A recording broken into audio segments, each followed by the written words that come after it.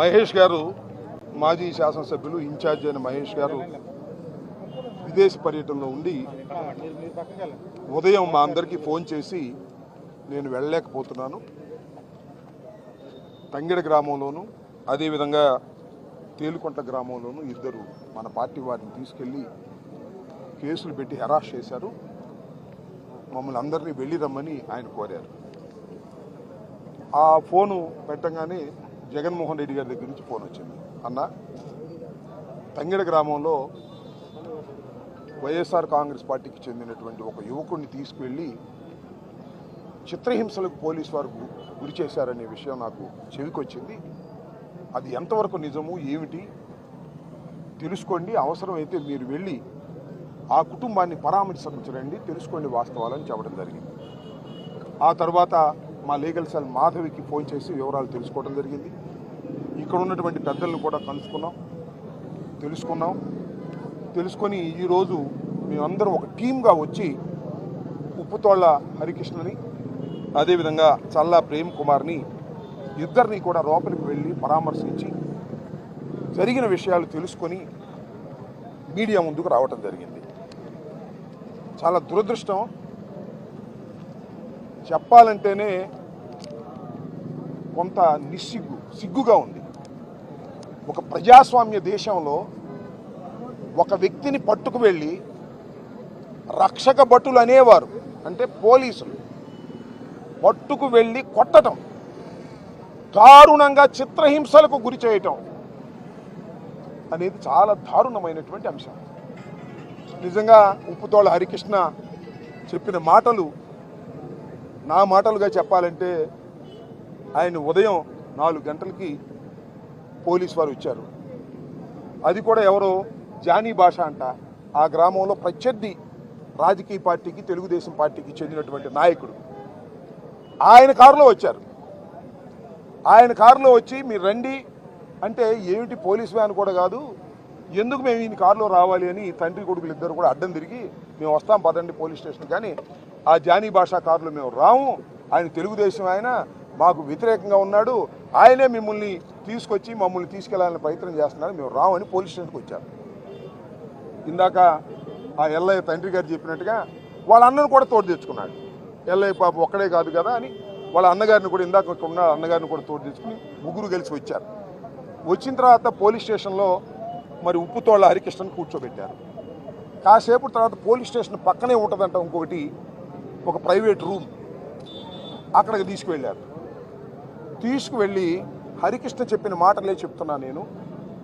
2 కాళ్ళు చాచి కానిస్టేబుల్స్ ముగ్గురు, ఆ దాచేపల్లి సిఐ ఆ 2 కాళ్ళ మోకాళ్ళ మీద నిలబడి ముఖం మీద కొట్టడం. What is this? ఏం చేశాడు ఆయన? అతను ఏం ఘోరం చేశాడు? వైఎస్ఆర్ కాంగ్రెస్ పార్టీలో ఉన్నాడు, అయితే పోలీసులు ఏదైనా ఉంటే కేసు పెట్టండి. పెట్టారుగా 307 అంటే 109 బిఎన్ఎస్ పెట్టారు. అంటే మనిషిని చంపబోయాడని ఓ ఫాల్స్ కేసు పెట్టారు. మరి కొట్టడం ఏంటి? ఒక మనిషి ఇట్లా కొట్టడం ధర్మమేనా? అసలు ఆ సిఐ గారి పద్ధతి ఏంటి?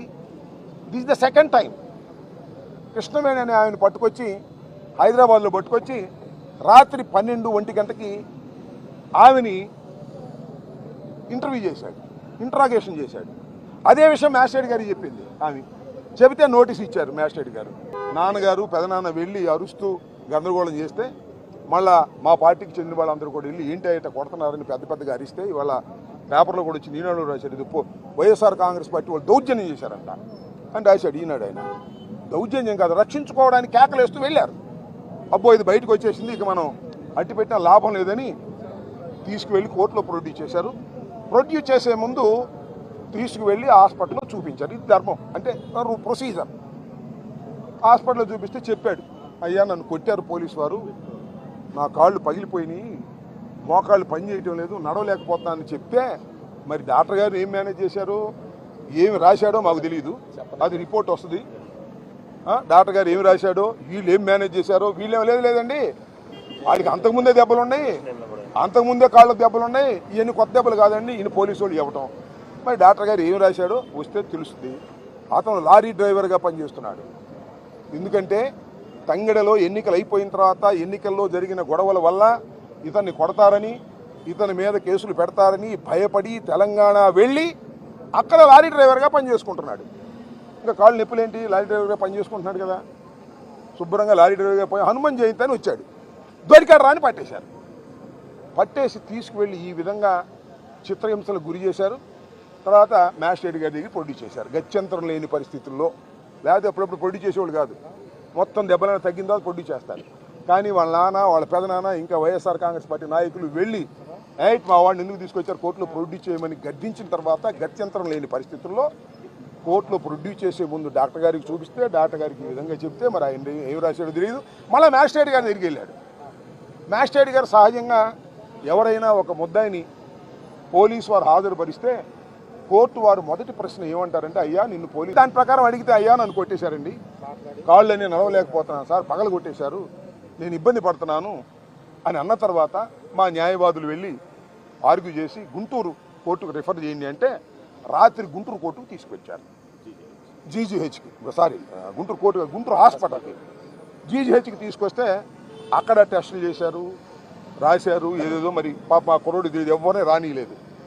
అక్కడ కూడా వాళ్ళని మేనేజ్ చేయడానికి పోలీసు వారు ప్రయత్నం చేశారు.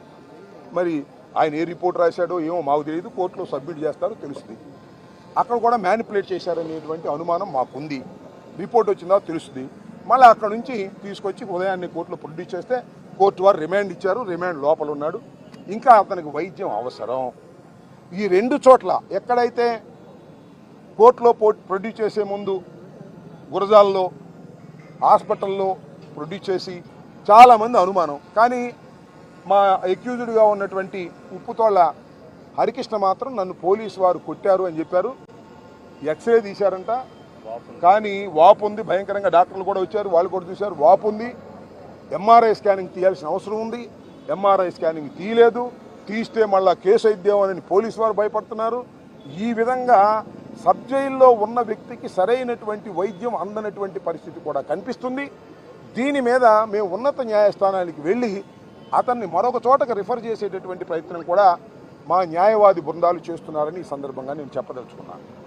ఒక వ్యక్తిని ఈ విధంగా ఆయన సూపర్ పవరో, లేకపోతే కాకి బట్టలు వేసుకున్నటువంటి తెలుగుదేశం కార్యకర్తో, లేక కాకి బట్టలు వేసుకున్న తెలుగుదేశం గూండానో ఆయన నాకు తెలీదు. ఆ సిఐ గారు, ఆయన పేరేదో భాస్కర్, పొన్నూరు భాస్కర్ అంట. This is the second time కొట్టడం అనేది. ప్రైవేట్ కేసులు 4 ఉన్నాయండి అతని మీద, అది వేరే అంశం. ఇది సెకండ్ టైం కృష్ణవేణి మీద ఆ విధంగా చట్ట వ్యతిరేకంగా ప్రవర్తించాడు. ఇవాళ ఉప్పుతోళ్ళ హరికృష్ణ అనేటువంటి ఒక లారీ డ్రైవర్ మా పార్టీకి చెందినటువంటి వ్యక్తి అయినంత మాత్రాన తీసుకెళ్లి కొట్టడం ఏంటి నాకు అర్థం కాలేదు. కొట్టారో అని ఇప్పుడు అక్కడ గొడవ చేస్తున్నారుగా. ఎవరు, మన డిప్యూటీ స్పీకర్ గారు కొట్టారని ఒక ఐపీఎస్ ఆఫీసర్ని సస్పెండ్ చేశారు, జైల్లో పెట్టారు. మరి ఉప్పుతోళ్ళ హరికృష్ణను కొట్టినందుకు ఏం చేయాలా? వాళ్ళనే జైల్లో పెడితే నిన్నేం చేయాలా అని అడుగుతా ఉన్నా. ఆయన పేరేంటి, కాదు మన భాస్కర్ అనే ఆయన. ఏంటిది, నీ కాకి బట్టలు వేసుకుంటే, నీకు లాఠీ ఉంటే, నీకు తుపాకీ ఉంటే నువ్వు రౌడీ అయిపోతావా?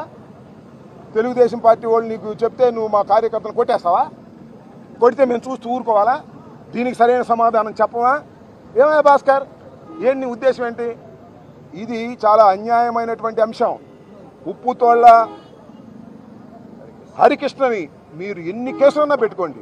307 పెట్టారు. ఎవరిని కొట్టాడా? ఎవరిని హాస్పిటల్లో ఉన్నారా? ఎవరు లేదు. ఒక కంప్లైంట్ ఇచ్చారు, కేసు పెట్టి పారేశారు. ఇంకా నయ్యం 302 పెట్టేవాళ్ళు. డెడ్ బాడీ దొరకాగాడు భాస్కర్. ఎక్కడ డెడ్ బాడీ దొరికితే రోడ్డు పక్కన మన ఉప్పుతోళ్ళ హరికృష్ణ చంపేశాడని పెట్టేసేవాడు ముందు. తర్వాత ఏమవుతాయింది? అందువల్ల ఏంటిది 307 వేయటం అంటే ఏంటి? అవతల దేర్ ఇస్ నో ఇంజురీ. అవతల వాడు హాస్పిటల్లో లేడు, మావాడు మాత్రం హాస్పిటల్లో ఉన్నాడు. నువ్వు కొట్టిన దెబ్బలకి నీ మీద 307 పెడతాం, గుర్తుపెట్టుకో. We are filing a private complaint against the police that 307. నువ్వు ఉప్పుతోళ్ళ హరికృష్ణని పట్టుకెళ్ళి చంపడానికి ప్రయత్నం చేశావు అనేది వాస్తవాన్ని కూడా మనం చేస్తున్నాం. మీకు అధికారం ఉంటే, మీకు పోస్టింగ్లు ఇచ్చేవాళ్ళు చెబితే మీ ఇష్టం వచ్చినట్టు చేస్తే మేము చూస్తూ ఊరుకోవాలా? ఎంత దుర్మార్గం ఇది! నువ్వు మర్డర్ కేసు పెట్టుకుంటావో, అటెంప్ట్ మర్డర్ పెట్టుకుంటావో లేకపోతే ఇంకో కేసు పెట్టుకుంటావో నీ ఇష్టం పెట్టుకో, కోర్టులో మేము తేల్చుకుంటామని మనం చేస్తున్నాం. కానీ మ్యాన్ హ్యాండిల్ చేయటం, హెరాస్ చేయటం, బీట్ చేయటం, కొట్టడం, ఒక ముద్దాయిని మీరు కొట్టడం ఎంతవరకు ధర్మం అనేది ఇక్కడ ఆలోచించుకోవాలి పోలీస్ డిపార్ట్మెంట్ టోటల్గా మనం చేస్తున్నాం. నిజంగా పోలీస్ డిపార్ట్మెంట్కి కాస్తైన మొరాలిటీ ఉంటే department has to take immediate action on Bhaskar. ఇమీడియట్గా సస్పెండ్ చేయండి. మ్యాజిస్ట్రేట్ గారు ముందు చెప్పాడు, అది మెమో ఇచ్చారు మ్యాజిస్ట్రేట్ గారు 2 కేసుల్లోనూ. You take an action. Department action తీసుకోగలుగుతారా? తీసుకోరా? తీసుకోకపోతే ఎలా యాక్షన్ తీసుకోవాలో మాకు తెలుసు. చట్టపరమైనటువంటి యాక్షన్ తీసుకుంటాం. న్యాయస్థానాలు ఉన్నాయి, న్యాయస్థానాలకు వెళతాం.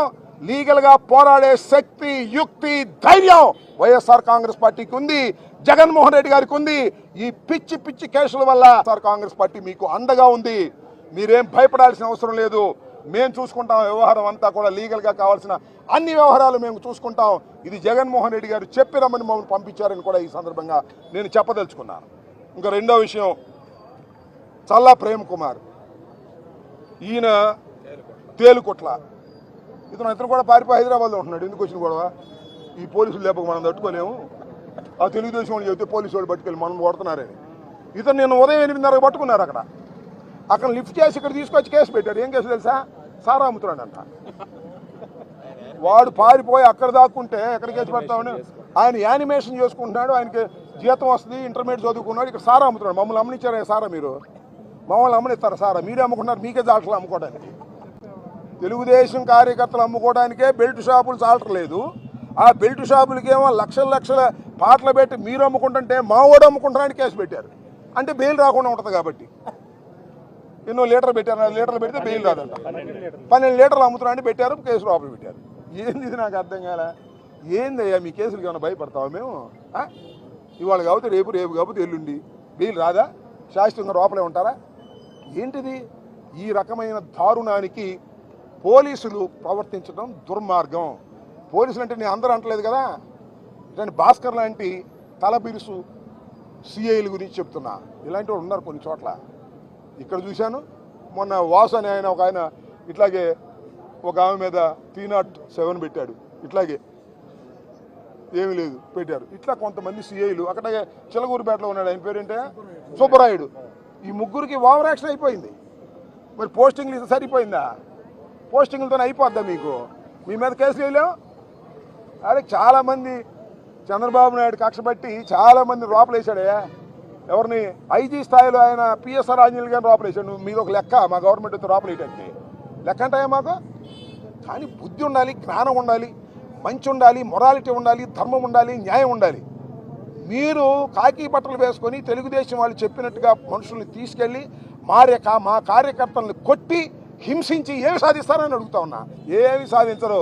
మీ సర్వీసులో బ్యాడ్ మార్క్ వేస్తాం, మీ సంగతి చూస్తామని కూడా ఈ సందర్భంగా నేను చెప్పదలుచుకున్నాను.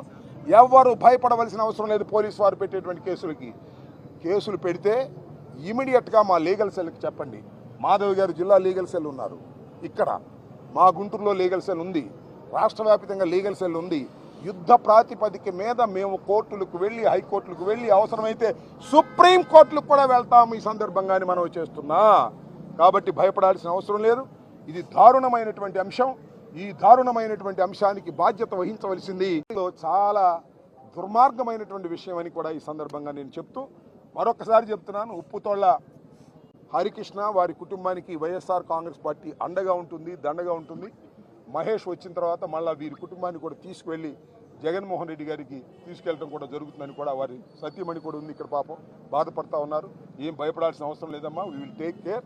మా వైపు నుంచి అన్ని విధాల సహాయ సహకారాలు ఉంటాయని కూడా మేము చెప్తూ, ఈ కేసు విషయంలో కూడా మిమ్మల్ని ఎవరైతే నిర్బంధించి తప్పుడు కేసులు పెట్టి కొట్టి వేధించారో ఆ అధికారుల మీద యాక్షన్ తీసుకునేంత వరకు కూడా మేము నిద్రపోమని కూడా ఈ సందర్భంగా చెప్పదలుచుకున్నాం.